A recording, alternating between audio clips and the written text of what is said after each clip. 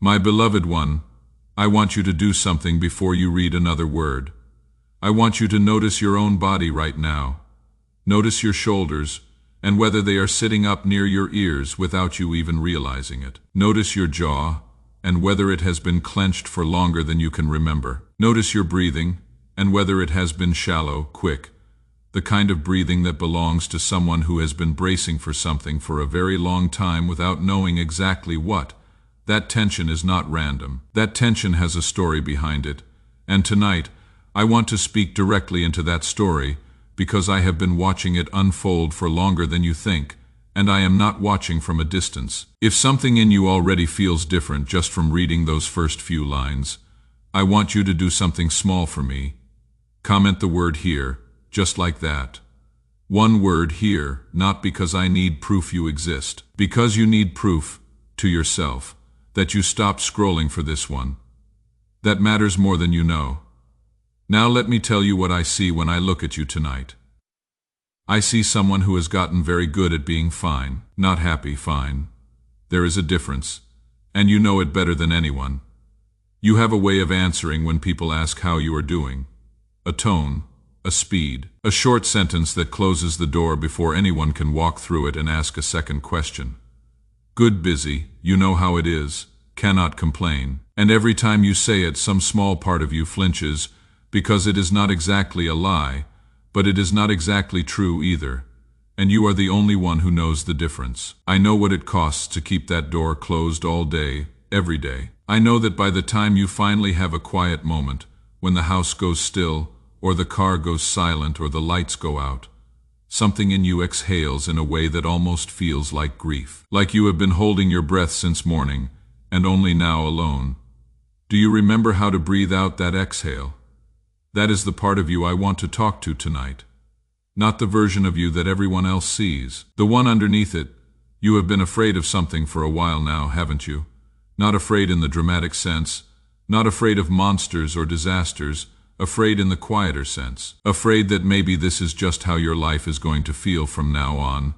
Afraid that the heaviness you carry is not a season, but a permanent weather system. Afraid that everyone around you is slowly figuring out their lives while you are still standing in the same spot, just better at hiding it. And underneath that fear, there is a hope you have almost stopped letting yourself feel because hoping and then being disappointed again felt worse than not hoping at all.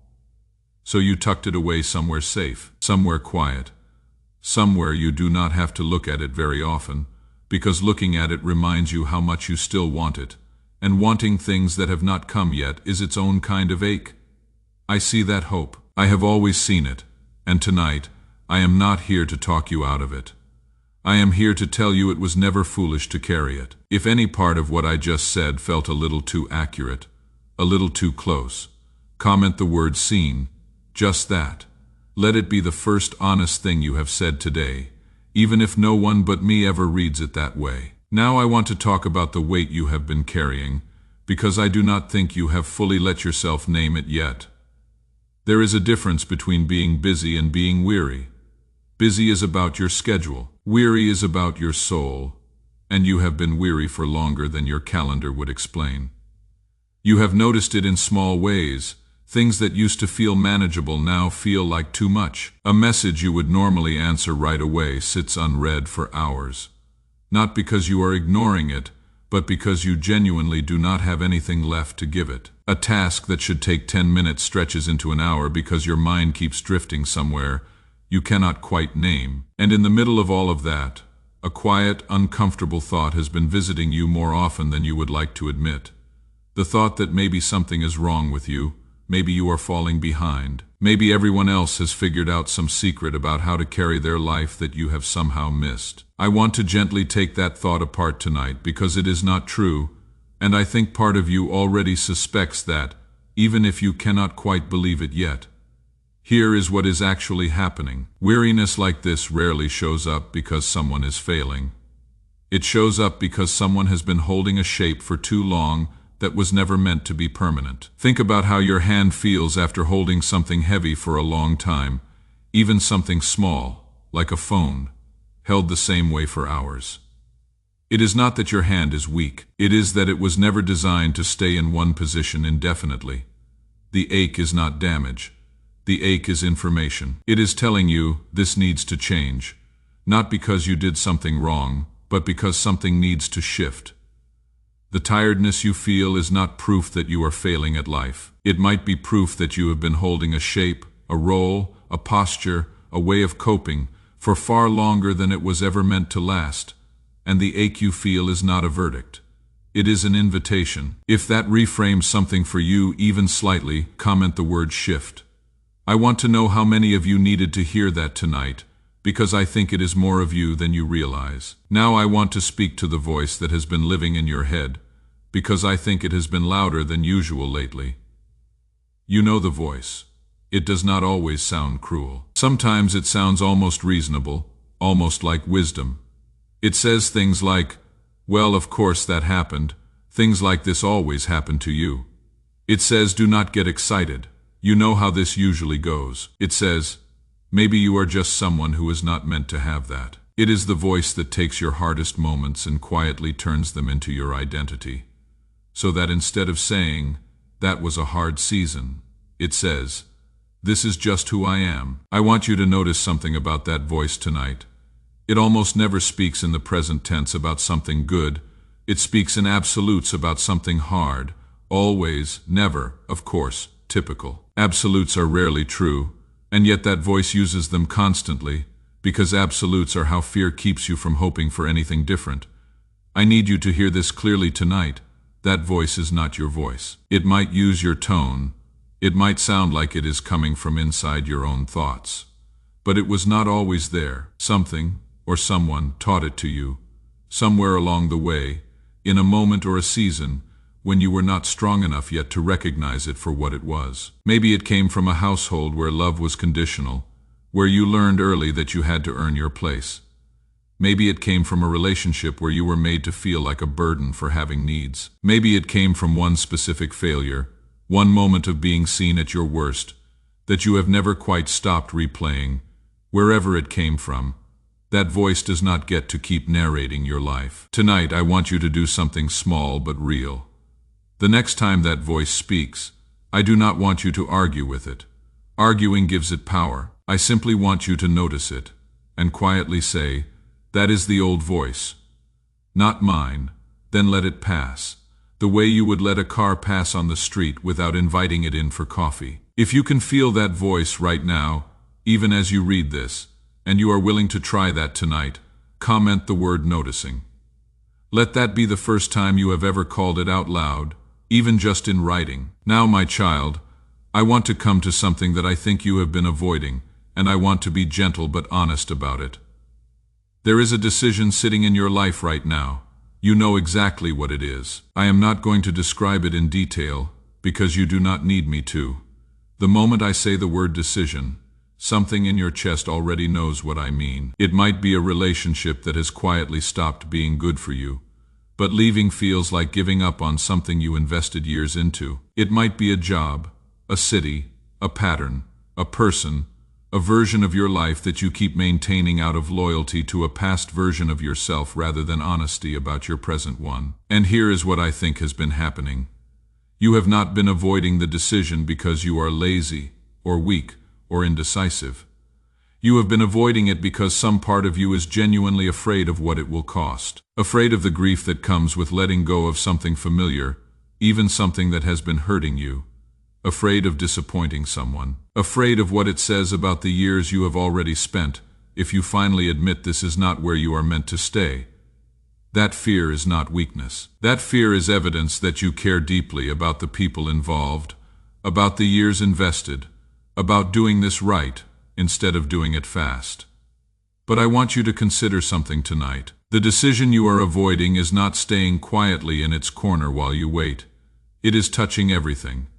It is in the tightness in your chest when a certain name comes up. It is in the extra few seconds it takes you to fall asleep some nights. It is in the low hum of unease that follows you even on days that are objectively fine.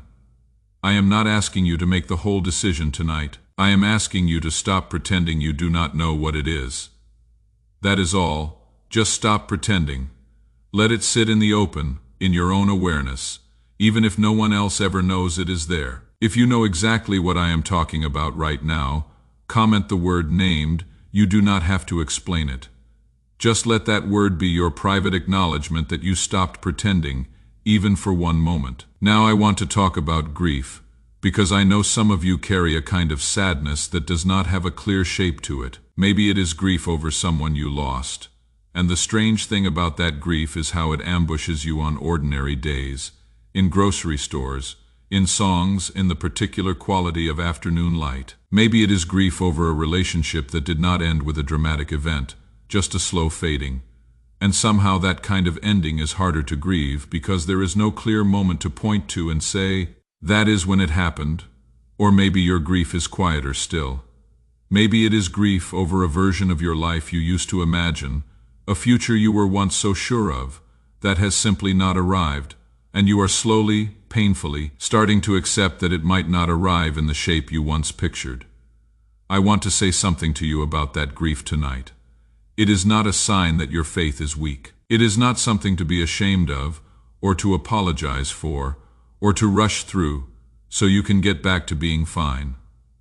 Grief is what love looks like after the object of that love is gone, or changed, or never arrived at all. You cannot grieve something you never cared about, so your grief, as heavy as it is also proof of how deeply you are capable of loving. I am not asking you to feel better right now. I am simply asking you to stop treating your own grief like an inconvenience. It is allowed to take up space. It is allowed to still be here even after the amount of time other people think it should have taken. If you are carrying a grief like this tonight, whether it is recent or old, comment the word carried. Let that be a small way of saying, this is still here, and that is okay. Now I want to speak about the people around you, because I think some of you are quietly lonely in a way that has nothing to do with how many people are in your life. You can be surrounded by people and still feel like no one actually knows you, not the real you. The you that exists underneath the version you present at work, at family gatherings, in group chats. The you that worries about things you have never said out loud.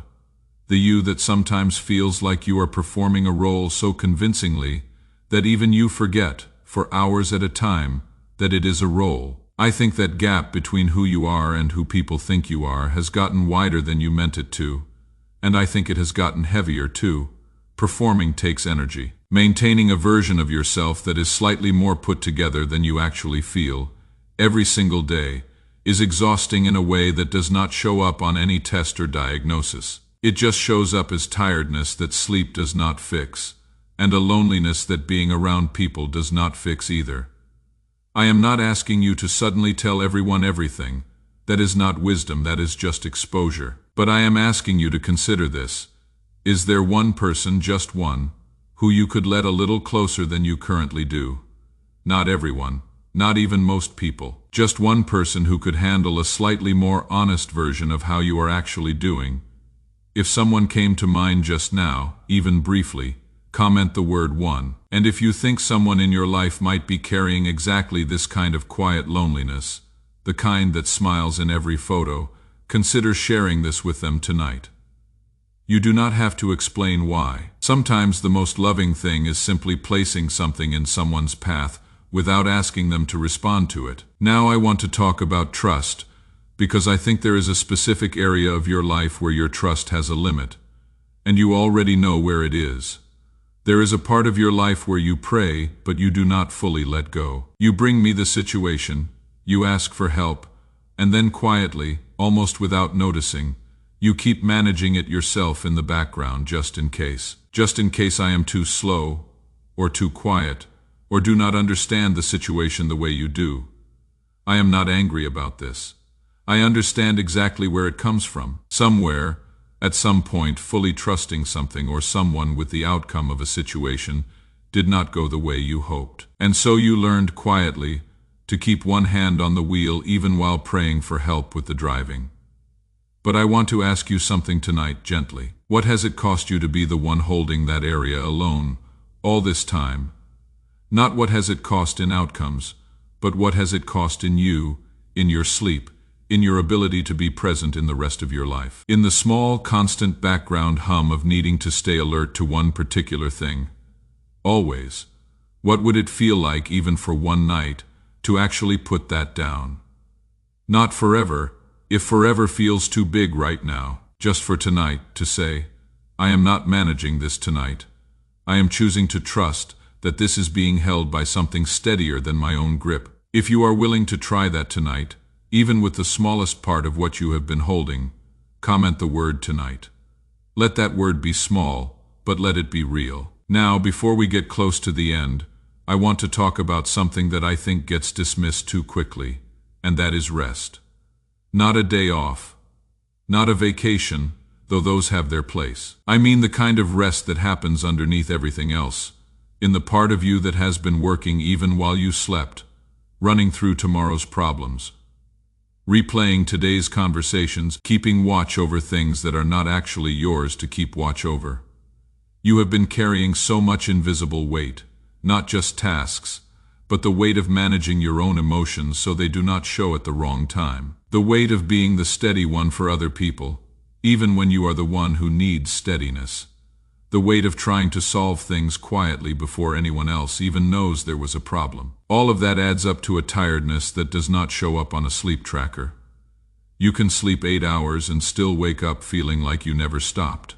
The way through that is not more effort, and it is not more willpower. It is rest in the truest sense, the kind that comes from setting one thing down, just one, and trusting that it will still be there, held, even while you are not actively gripping it. Pick one thing tonight, just one, something you have been carrying tightly, and practice. Just for tonight, not solving it, not thinking about it, not checking on it one more time, just setting it down. If you are willing to try that, comment the word setting. Let it mark the beginning of something, even if it feels small. Now, as we come close to the end of this, I want to say something about gratitude, and I want to say it carefully, because I know it can feel hollow when things are genuinely hard. I am not asking you to pretend the hard things are not hard. I am asking you to notice that hard and good can exist in the same breath. The exhaustion can be real, and so can the fact that you are still here, still reading this, still capable of feeling something instead of nothing. The grief can be real, and so can the small, quiet things that are still good, even tonight. Before you sleep, name 3 small true things, not big things, small ones. I made it through today. Someone, somewhere, cares about me, even if they have not said it lately. I am still here, and being here still matters. That practice does not erase what is hard, but it changes the room those hard things live in. If you are willing to try that tonight, comment the word 3. And now, my beloved one, before you close this, and go back into your evening, I want you to know something, and I want it to be the thing that stays with you. You are not behind, you are not failing. The tiredness you carry is not a verdict on your worth, and the things you have been avoiding are not too big for the version of you that is reading this right now. The grief you carry is not a flaw, and the trust you have been holding back is not foolish to extend. Even just a little, even just for tonight. If anything tonight felt like it was written for you specifically, even one part of it, type the words "I needed this" in the comments. Not for me, for you, so that tonight becomes a marker, a small but real moment you can return to later and say, that was when something started to shift. And if someone came to mind while you were reading this, someone who has been quietly weary in a way no one else has noticed, send this to them tonight. You do not need to say much, just place it in front of them, like this, if it spoke to you. Comment if something in you needs to be heard tonight, and carry this with you, not as a feeling that fades by morning, but as a quiet decision that tonight, something in you stopped pretending, even just a little. And that is enough to begin. There is one more thing I want to leave with you, because I think it matters more than you realize tonight. You have spent a long time measuring yourself against a version of life you thought you were supposed to have by now, a certain stage you thought you would have reached, a certain feeling of arrival you thought would show up eventually, if you just kept doing the right things in the right order. And when that feeling has not come, even though you have done so many things right, a quiet question has started to grow underneath everything else. What if I am just behind?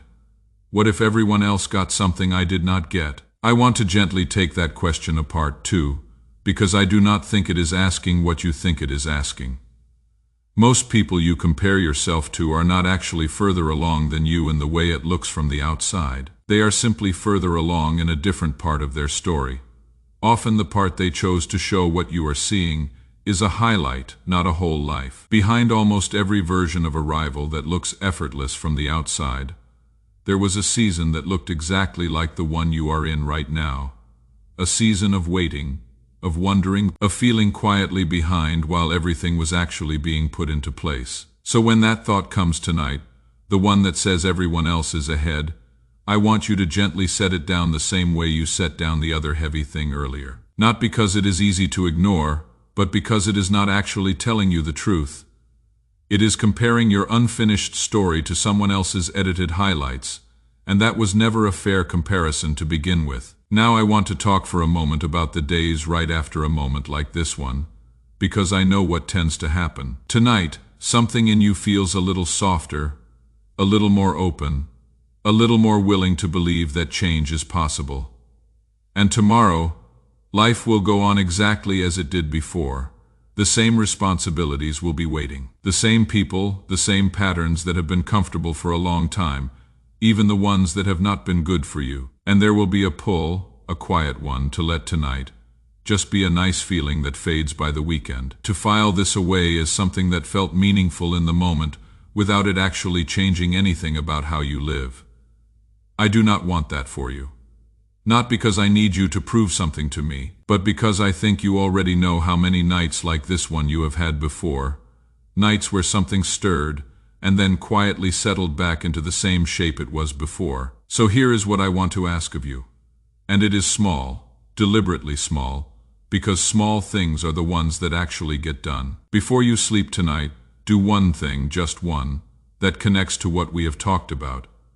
If you named a decision earlier, write it down somewhere, even just in your phone, in your own words. If you recognize that voice in your head, write down one sentence that is true, to read the next time it speaks. If you thought of someone to share this with, send it before you close your eyes, not tomorrow, tonight. One small action, something your future self 3 days from now will be able to look back on and say, that is when something started, not because of a feeling, but because of a choice. I also want to say something to those of you who feel like you are reading this completely alone tonight. Maybe it is late where you are. Maybe everyone else in your house is asleep. Or maybe there is no one else in your house at all. Maybe this is one of those nights where the quiet feels less like peace and more like absence. I want you to know that the quiet around you right now is not empty. I know it can feel that way, especially late at night, when there is no noise to distract you from how alone you feel. But the same stillness that makes loneliness feel louder is also the stillness in which the quietest, truest things get heard. You are not unnoticed in this moment. You were not unnoticed an hour ago, and you will not be unnoticed tomorrow, even on the days when it feels like no one is paying attention. If tonight has felt like one of those quiet, alone kind of nights for you, comment the word "here" one more time. Even if you already commented it earlier, let it be a small signal, not just that you read something, but that you are still here, still going, even on a night that felt heavy before you go. I want to leave you with this. Whatever shape your life has taken lately, whatever you have been quietly carrying, whatever decision has been sitting unmade, whatever grief has been sitting unspoken, whatever voice has been a little too loud in your head lately, none of it is the end of your story. It is not even close to the end. It might not even be the hardest chapter you will ever face, and yet here you are, still standing, still reading, still capable of recognizing truth when it is placed in front of you. That capacity, the part of you that just spent the last several minutes recognizing itself in these words, that part of you is not broken. That part of you is exactly the part that is going to carry you through whatever comes next. Like this, if any part of it found you tonight, comment if you are still here, even quietly. Share it with the one person who came to mind while you were reading, even if you are not sure why. And then close this, And let tonight be the night something small, but real began, not with a big feeling, but with one honest moment, and one small choice. You are seen, you are not as alone as you feel, and whatever you have been carrying, you were never meant to carry it forever.